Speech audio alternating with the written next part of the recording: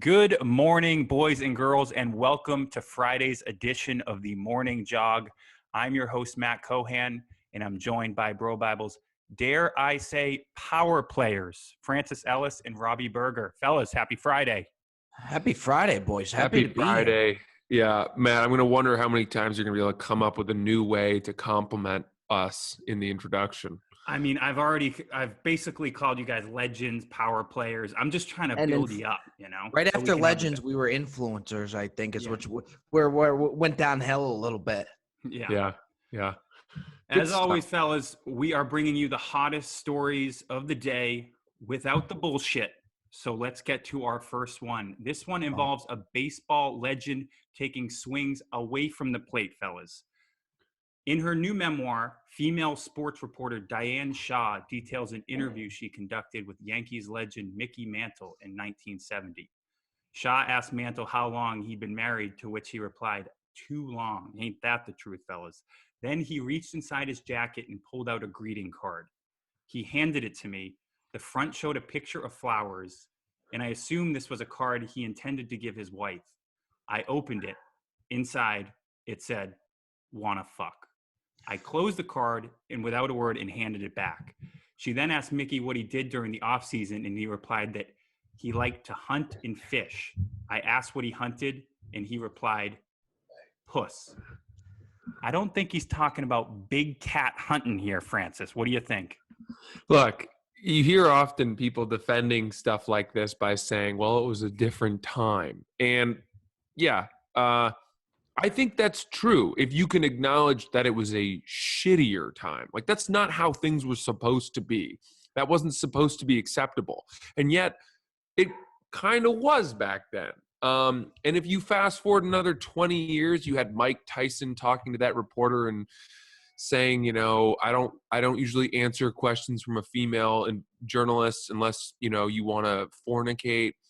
And that didn't put him in jail. Mickey Mantle was an icon, a sex symbol. Nobody was calling him on his bullshit. And obviously, a story like this does not age well today.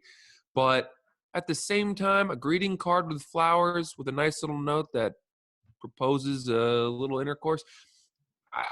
I'm sure there were worse things that he was saying and doing. You know what I mean? To me, this is not we need to cancel Mickey Mantle now. Right. And there's no doubt in my mind that he actually thought this was romantic.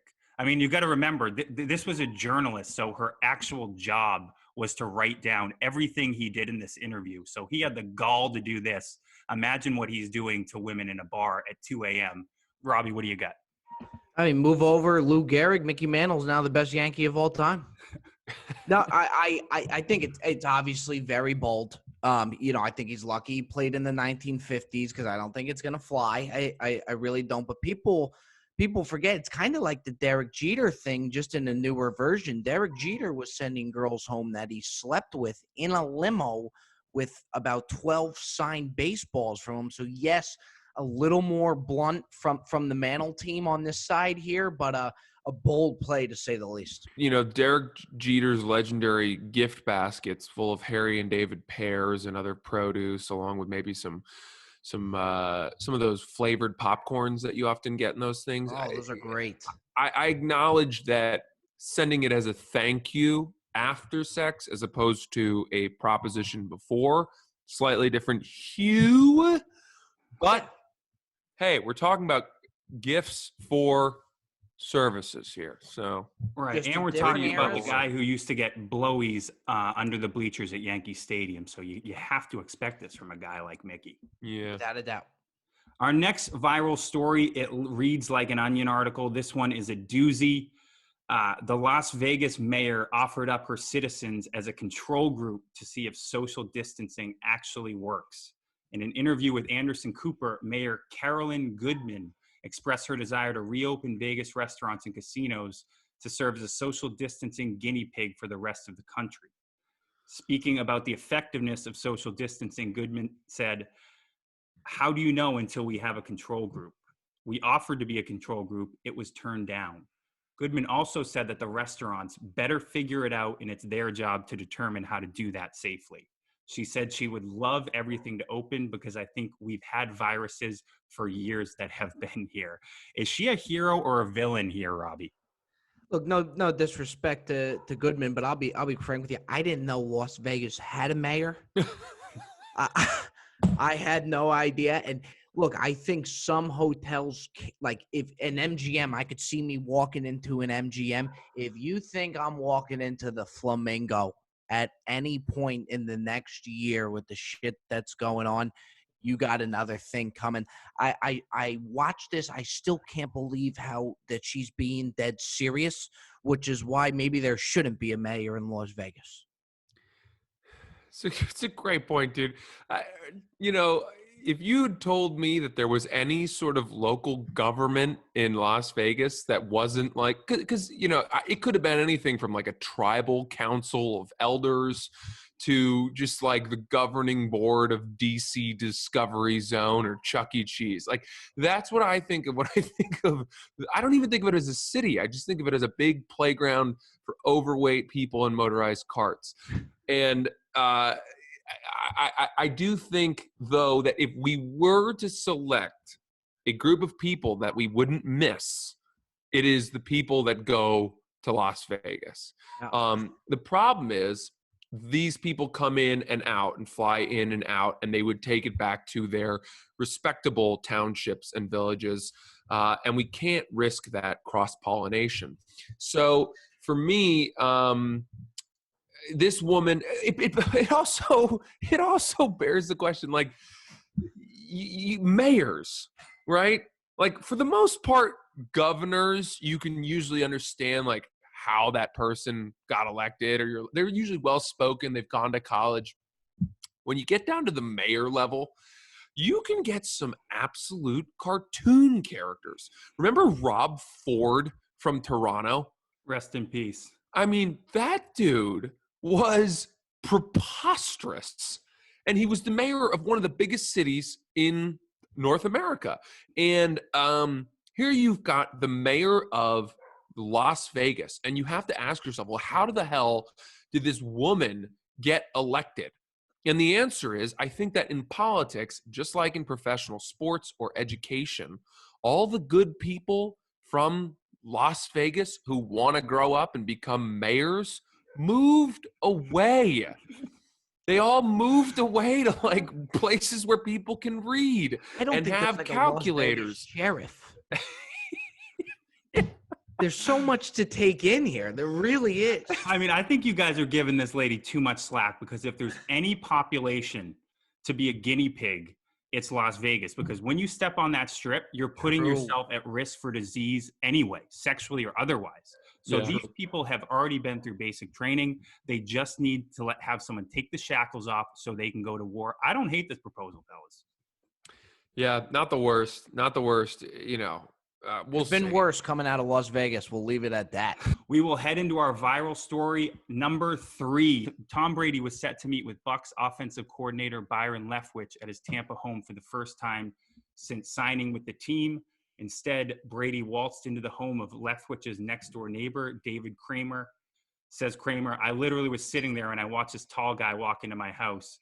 He didn't even look at me. He just dropped his duffel bags down on the floor and kind of looked up at me, and I'll never forget the look on his face. He just goes, am I in the wrong house? I'm so sorry. I'm so sorry. He grabs his bag and is just gone. I don't think I've ever seen someone leave a house faster. Has Tom Brady gone full Florida Francis? Yeah, it sounds like he's Walter White in a fugue state. You know what I mean? The guy is showing up in local parks to practice. I don't know if it's the new surroundings. He's used to living in Brookline, Massachusetts, on the country club, Ninth Fairway or whatever the hell. And now he's a little untethered, it seems like, because of his new surroundings. At the same time, even if he thought it was Byron Leftwich's house, why is he not knocking? How narcissistic do you have to be to show up at your offensive coordinator's home? Is that what he is, Byron Leftwich? He's the OC? Yeah. To show up at his house and not even knock to be let in. I mean, you're just barging in with duffel bags. Like, come on, man. I know you're Tom Brady, and I get it, but we live in a society. Respect the bounds of decorum, and especially in this time, like be let into a home. I find it to be a little bit of an indictment of his character, and frankly, I'm not thrilled. Very basic human decency. It's a great point, Robbie. What do you got? Yeah, Francis, I think you bring up a good point. At the same time, too, if a random guy would have walked into Tom Brady's house, I think it would have been a total different ballgame. You'd have the Florida SWAT team there, right there. Another thing that I thought of, they were just going to go over the playbook, so I'm very curious as to what was in those 2 duffel bags.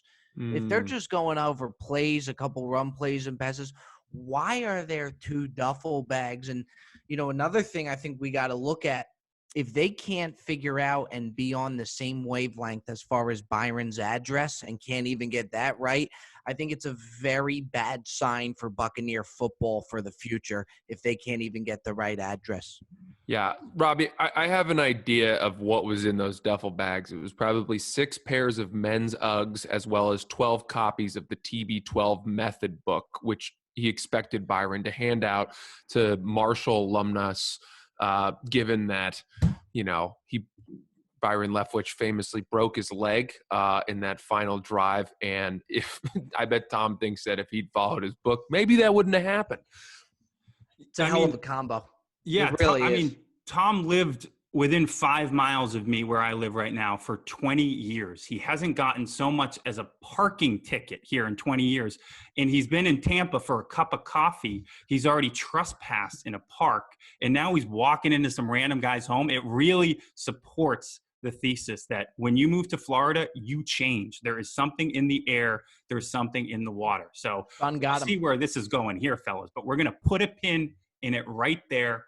And there you have it, folks. Your Friday edition of the Morning Jog. We will see you same time, same place, Monday morning. As always, don't forget to tip your delivery people. Peace.